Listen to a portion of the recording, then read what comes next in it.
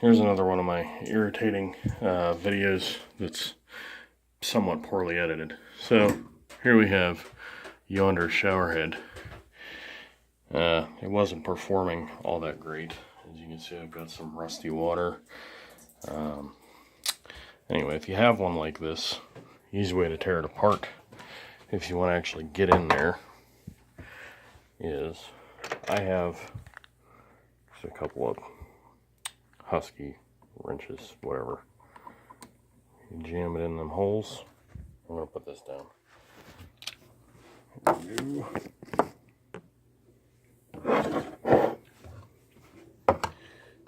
So, jam them in the holes there.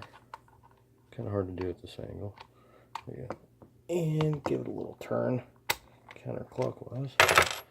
You get your fingers on there. Pull out the center bolt. And just kind of get in there. This pops out.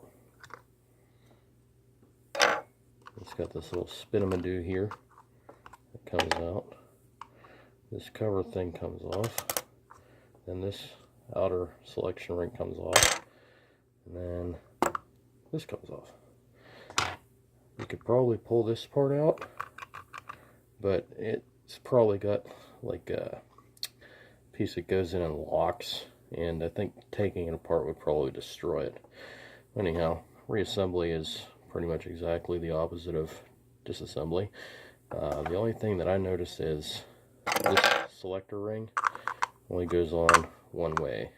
So you have it all the way this way, all the way that way. Better to just, whenever you take it apart, make sure this is in the middle so that you can just put it right back in. Anyhow, back together. Get this guy. Sorry, I went out of frame. Make sure it's jammed in there. Okay. Get this ring on. This is the thing that spins. These are angled holes. They spin this. That's what makes your pulse thingy. Anyhow, so you got that. You take this guy, put him on. This, you have to sort of center this in there. And make sure you jam it down pretty hard.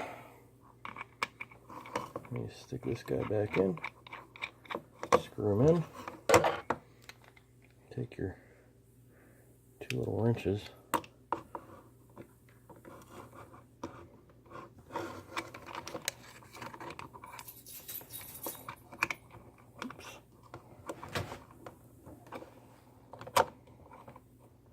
it'd help if I actually had a tool bit, and I wouldn't tighten it down super tight because you don't want to break it, but anyway, there should be.